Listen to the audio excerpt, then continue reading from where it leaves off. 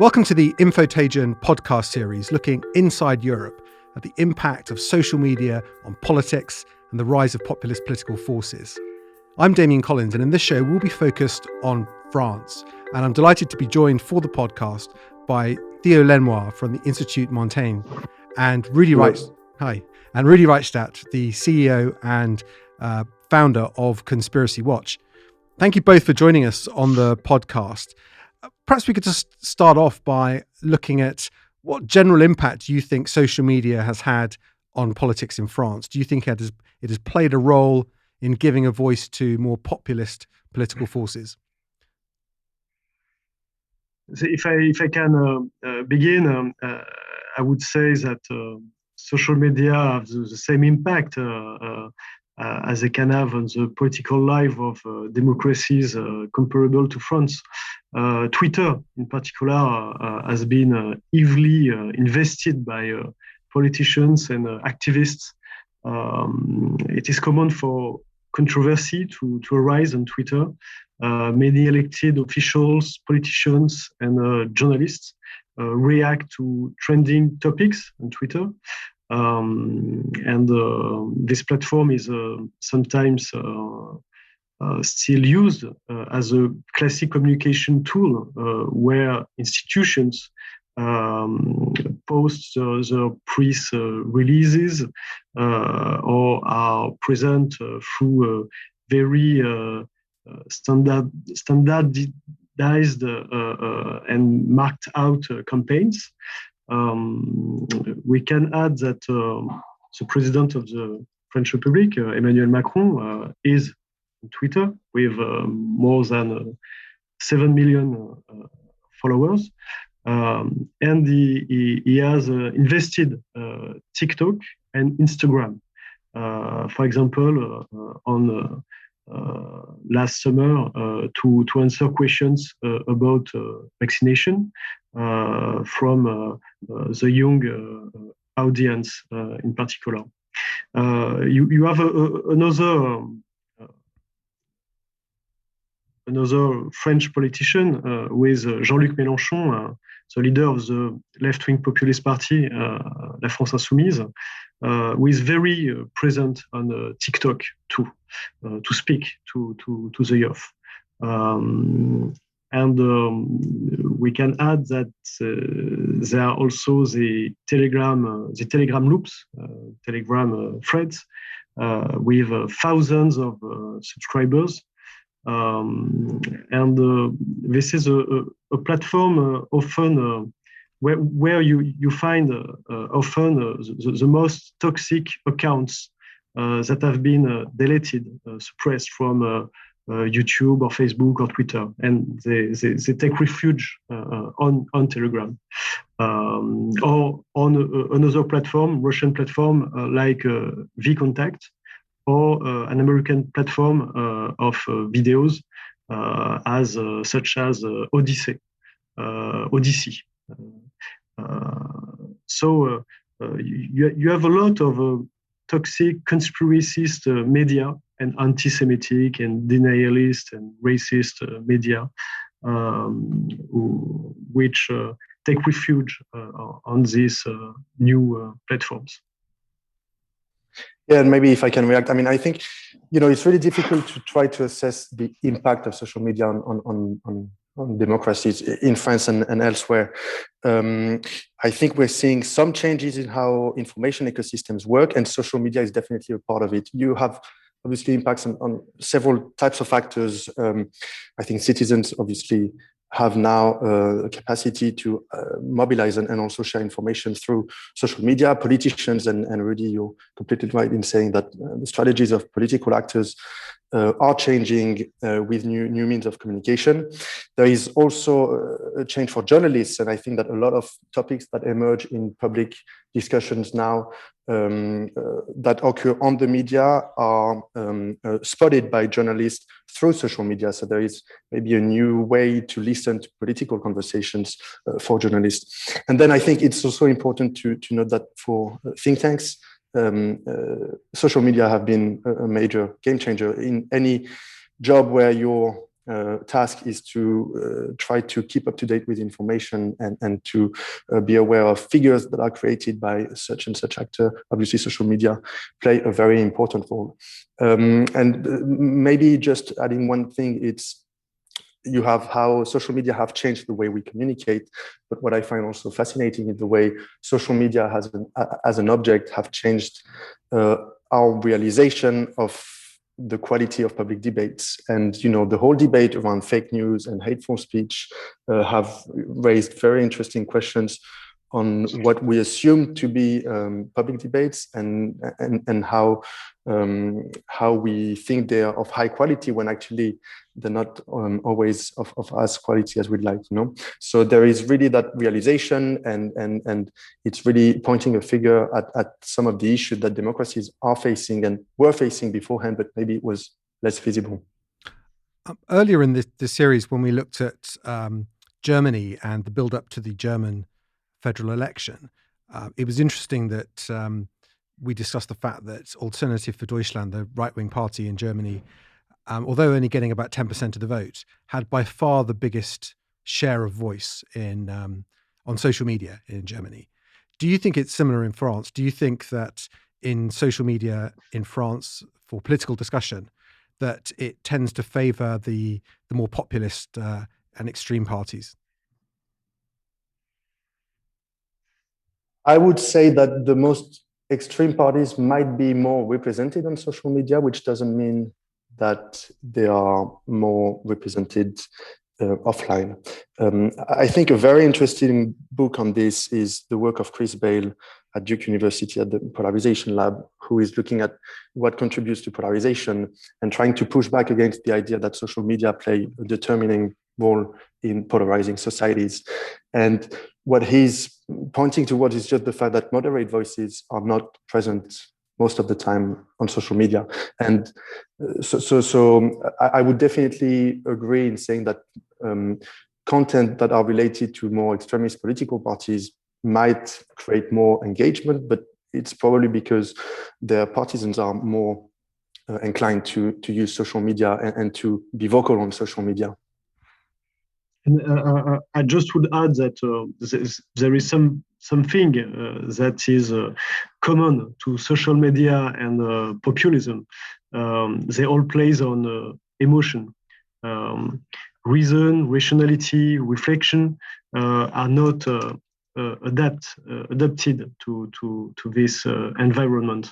They are not competitive.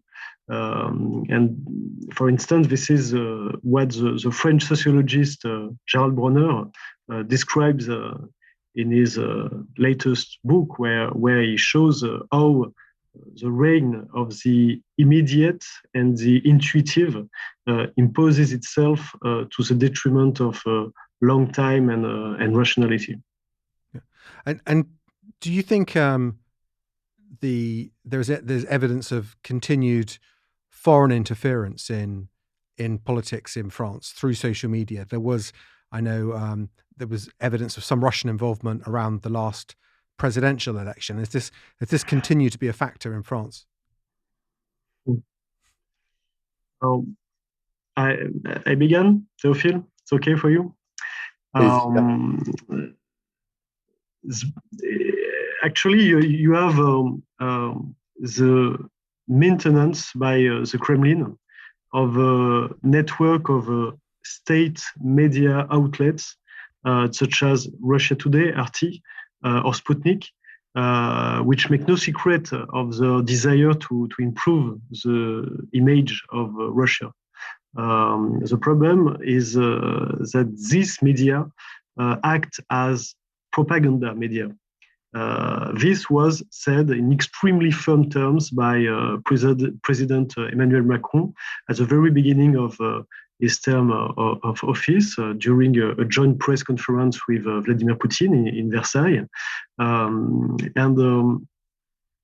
Then there are matters that come under the heading of disinformation operations, like the Macron leaks, when more than 20,000 emails related to the campaign of Macron during the the 2017 French presidential election, and today before the final vote.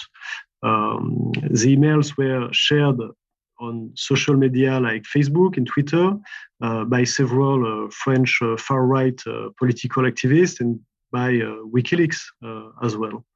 And for 3 years now, there has been the amplification of movements like the Yellow Vest or the anti-vax in order to, as Théophile said, to polarize our societies, to hysterize the public debate. That's it. Yeah, I mean, it's very difficult to say that, you know, there is no operation that target France. But I think a few things. First of all, I think in France we still miss, you know, a very strong research environment that is able to document in real time operation that could target France. So we have hints of things that could be happening through what we see on the websites of Russia Today and Sputnik, and we have you know hints that actors could be amplifying these messages and making them circulate on social media. But to date, we don't have very in-depth analysis of how networks would manage to do that. There are exceptions, though. Obviously, the research that was done on the 2017 election is very well documented and shows how Russian agents, through in interaction with the alt-right in the US, have shared documents that were intended to compromise the election. And more recently, you have a report again by IRSEM, which is a think tank linked to the military in France, that just published a report on the impact of China on information operations. And it's interesting to see how they use both social media, of course, but also content farms to try to produce content that can have an impact on politics. And they also use very traditional channels to try to influence discussions in France. And the Chinese embassy has a significant role in these information operations.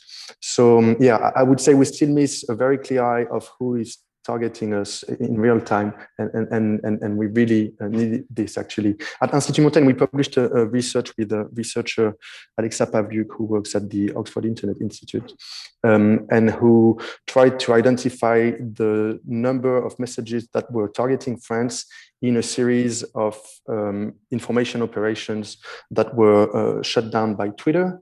And the percentage is actually very low. These were operations before 2018. So again, you know, things could have changed. And also maybe the operations targeting France were not spotted by Twitter. That's another explanation, but still in the operations before 2018, France was not targeted massively. And I think language might play an important role in this. And I'd be curious to know how the situation is in Germany, for instance. But I think language is still a barrier to massive operations. And it's actually something also that the IRSEM, the military think tank I was mentioning, quoted in their report on Chinese operations. That's interesting because on language, because there obviously there's a lot of evidence around networks that operate in English and Spanish, targeting different communities around the world. But do you think there's not been the same investment in disinformation in the French language? This is one of the conclusions we were reaching through that research by Alexa Pavliuk. But again, you know, we might be finding soon some operations that target France and that use very highly sophisticated French, and maybe that will happen. But for now, we don't have evidence of sophisticated French attacks. And the Macron leaks is a perfect example of this. One of the reasons why some say that it failed is because most of the messages were shared in English. That is very interesting. I mean, do you, in terms of topics that are used in other countries, it seems that disinformation networks choose topics that they know are going to be very divisive. So debates around migration, is often a divisive topic. I mean, do you think in France again that where social media is used by disinformation networks, they are again trying to pick topics where they know there's controversy, they know opinion is divided? I would say yes, for sure. And again, this is where we shouldn't be looking at online disinformation only, and more importantly, we shouldn't be looking at disinformation without understanding the social context in which it spreads. And one thing that is very interesting in France, and it's happening right now, is how right-wing parties are trying to use immigration as one of their topics for the political campaign in light of the presidential election that will come in April. And so this is a very sensitive topic in France, which is dividing political parties. And obviously, it's a perfect field for disinformation and information operations. And it's even more relevant in light of the debate that has been happening around Recep Erdogan and the conflicts with Emmanuel Macron last year, when Erdogan was criticizing Macron's position on the caricatures of anti-Islam caricatures. I mean, not anti-Islam caricatures, but caricatures of the religion. And obviously, this is a very sensitive topic, and Macron was offended by some of the messages that were said to twist what he intended to say originally, and this led to high conflicts at a very high level. And I would add another topic, which is all regarding the origin of the SARS-CoV-2, of the COVID-19, and the policy in and the vaccination policy. This is a door where foreign propaganda can enter. If I could just ask about COVID, because there was a lot of research done last year looking at the levels in different European countries of people's attitude towards a COVID vaccine. So a lot of this research was done before the vaccine was delivered and being rolled out, but it suggested that there was a high and increasing level of the number of people that said they wouldn't take the COVID vaccine, and that was high in lots of countries in Europe. In France, it was probably amongst the highest. I think at one point it was over half of people said they wouldn't take the vaccine. I mean, do you think, in your opinion, was this a big topic of discussion in France? Are there reasons why you think the level of concern about the vaccine was so high?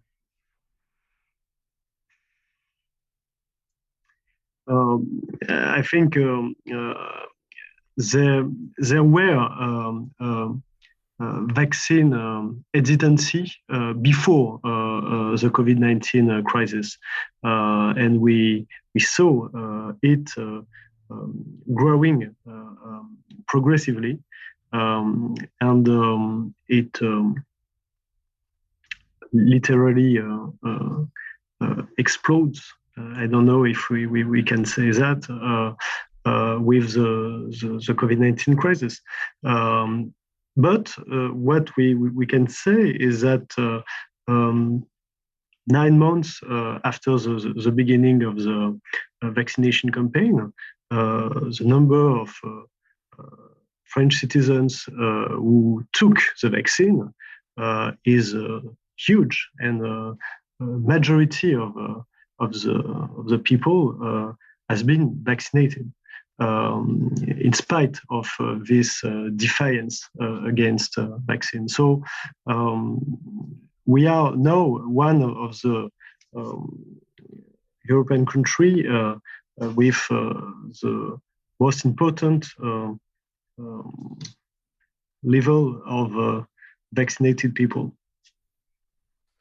Yeah, it's the vaccination topic is very puzzling. So anti-vax sentiments were very high in France prior to the COVID, and it was definitely one of the highest in the world. But what Rodi is saying is completely true. I'm looking at the map now of vaccination rates in Europe, and so in France it's 65.8% of people that are completely vaccinated, and in Germany we have 64.2%. In the UK it's 67.2%. So it's the question is, why was before COVID anti-vax sentiment was already so high? And there would need to do some research on this, but I think one hypothesis is also the link through Canadian actors between France and US conspiracy theories, and maybe you have information on this. But the whole debate around vaccination and its link to autism was deeply influenced in France by what was said in the US around that topic. And so there is an hypothesis to make, which is that you have operators in Canada that translate some of the messages in conspiracy theory that happen in the US and that circulates back in French-speaking countries, including France. Yeah, and I mean, there's been a lot of work done in the last couple of years looking at how we try and address the problem of disinformation and other harmful content online and on social media. And in Europe, that has been led by the European Commission's proposals for the Digital Services Act. But after the French presidential election, President Macron's government also looked at introducing legislation around disinformation during elections. Do you think France is better placed to deal with disinformation at the election next year? And do you think the proposals that have been set out to try and create responsibilities for the social media companies to act against known harmful networks of disinformation, do you think they're going to be effective?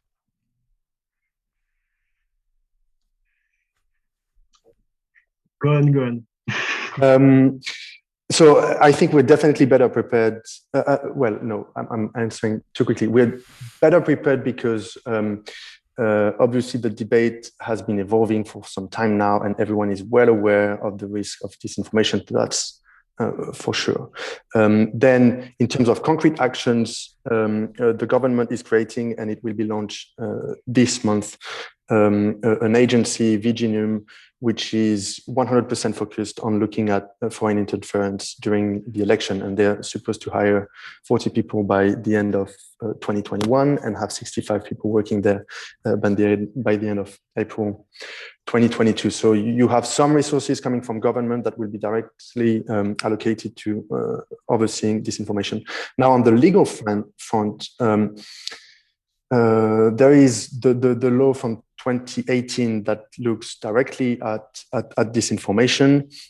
It's been criticized because it's only asking, it's creating a legal process through which content that is manifestly illicit,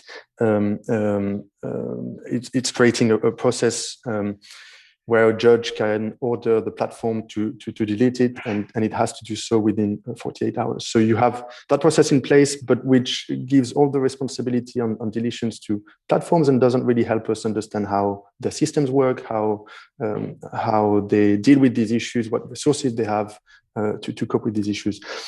I think more interesting on the issues of content more generally, and not necessarily only disinformation, you have two laws that were passed that have an impact on regulation. The first one is the Loi Avia on hateful speech. A lot of what was inside the law was actually later on deleted by the Constitutional Council in France. But still you have an observatory which will be run by the Conseil supérieur de l'audiovisuel, which is the agency in charge of regulating media and now social networks. So that's one topic. And then a second topic is the Loi Séparatisme, which already introduces some of the regulation that is proposed by the Digital Services Act. And perhaps the most interesting part of it is not necessarily what's related to illegal content, but to other forms of content where we're asking platforms to evaluate the risk that their systems pose for society, then the actions they take to mitigate these risks, and then to evaluate how these actions have been efficient to reduce the risks. And this is probably the most clever way of proceeding, whereby we ask platforms to take action and evaluate the actions they take, and then to communicate this information to the regulator to check if everything is run correctly. No, I think it's very difficult to say if the public debate in France will be polluted or not by disinformation campaigns. But we have to mention the law against the manipulation of information, voted in November 2018. It only concerns the framework of an election, not another period. So outside the period of an election, this law is cannot be used. Moreover, you have all the initiative from the civil society, which are supported by the French government in order to fight against fake news, conspiracism, conspiracy theories, etc. We benefit, we as an organization, of this policy to produce contents which argument against conspiracy theories, which point people and influencers who work with these things. And I think the government cannot do everything, That's it. I was interested, Theo, in what you said earlier about the government regulator that can audit how the companies are responding to harmful content and disinformation. Do they have the power to sort of get data from the companies, or do they, as is in the case in Germany, do they rely on self-reporting from the companies about what they've done? So the companies have to send information to the regulator. And actually they did so in March last year, and the CSA, the regulator, just published last week its recommendations based on the assessment it's made of the reports shared by 14 platforms. So they have to share information on this. It's not clear to what extent the CSA is actually auditing the companies and on which basis it would commit audits. So it has the ability to ask for specific information, and platforms have to be transparent. But the mechanism through which regulators can check whether that information is accurate is not perfectly clear. Yeah, because I think there's a question about self-declared results. The companies say what they've done, but they often don't give you much context as to how big the problem is. They tell you how much they've removed, or the percentage they've removed, but not necessarily how much there was that could have been removed. Yeah, absolutely. And I mean, that was one of the criticism of the approach undertaken by the European Commission on that voluntary code of practice and sharing of information. I think it's true that there is, it's definitely a challenge to have access to accurate information, and we have to find the means to do so. I also think that those voluntary codes of practice were a very good introductory run to kind of cover these issues. So we definitely need to go forward and to have more obligation for platforms to share information and means to check that information. But I think we are now living a movement which is quite positive, where at least all of the platforms are very much aware of the issue and already have started to share some information on this and put in place inside their organization some processes to try to access that information. I mean, one of the questions that has come up in this series so far is that when you look at the scale of disinformation, particularly online, and the role that plays in politics, I think that there's a question about how effective it is. And one of the things that seems to make it more effective is if there is a greater reliance on social media as a source of news, and that mainstream media, television and newspapers are distrusted. And how do you think that situation stands in France today? Do you think that traditional media is still well respected and still has the attention of voters?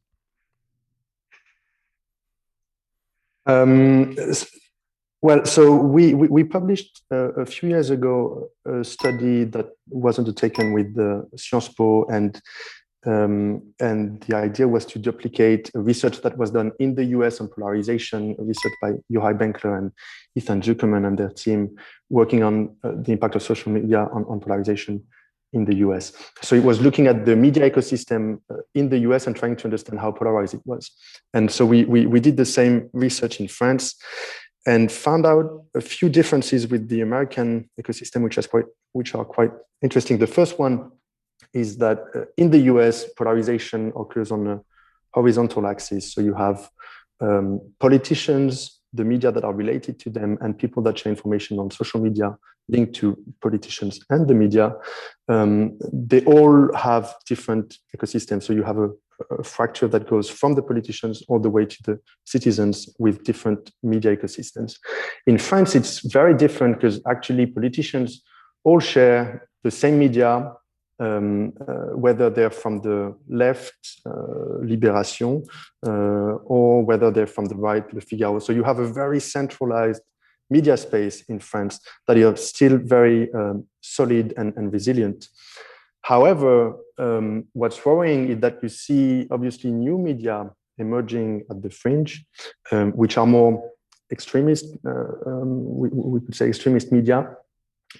Some of them sharing some weird types of information, and most of them being very highly politicized. And the question is now to know to what extent these fringe media can have an impact on that central group of media. So to what extent we'll see actors like Le Figaro start sharing information that might have circulated in other media spheres to reach different audiences. And so this is really something that is quite puzzling in the way the media ecosystem works in France and how it might evolve. But today, I would still say that the media, still play a very central role, and traditional media are still central in the political spheres, but levels of defiance are rising. Phil, I think, was referring to what is called in French the reinfosphere. There are so-called reinformation sites, websites, that start from the principle that the classic professional mainstream media actively lie, or lie by omission, or disinform in any case. So they claim to reinform the public.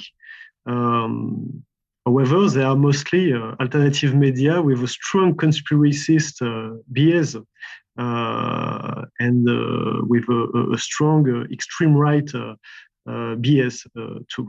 Identitarian, nativist, sovereignist, nationalist. You have traditional Catholics and Islamist medias too. So this is what we call here reinfosphere. And finally, just before we close, I mean, there's been studies done in America looking at the 2020 presidential election and news and disinformation there. And I think one of the things that's was interesting coming out of that was that there's a greater emphasis now on people within the country who are, if you like, super spreaders of disinformation. They are people who have high followings on social media and a big audience, and that they play an increasing role in driving the spreading of conspiracy theories in election times and other times as well. And do you think there is similar in France? Are there movements or individuals who've got big followings, and what they say can drive engagement around particular topics, including disinformation? At Conspiracy Watch, we used to map the conspiracies, the French-speaking conspiracies ecosystem, the conspiracy sphere, and we have the 10 first websites classed by connections.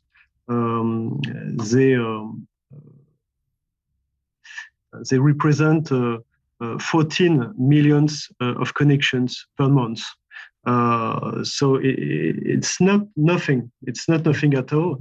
And yes, they are super spreaders of this kind of contents, conspiracy contents, and anti-Semitic and racist, xenophobic contents. Yeah, I mean, I don't think there is a country where you wouldn't have super spreaders. And I mean, again, interactions on social media are fascinating because the numbers can be quite scary when you start looking at them in terms of interactions that are created by different accounts. One of the examples was the controversy around Didier Raoult and chloroquine during the COVID crisis. And there were on Facebook pages that were created to share information on Didier Raoult.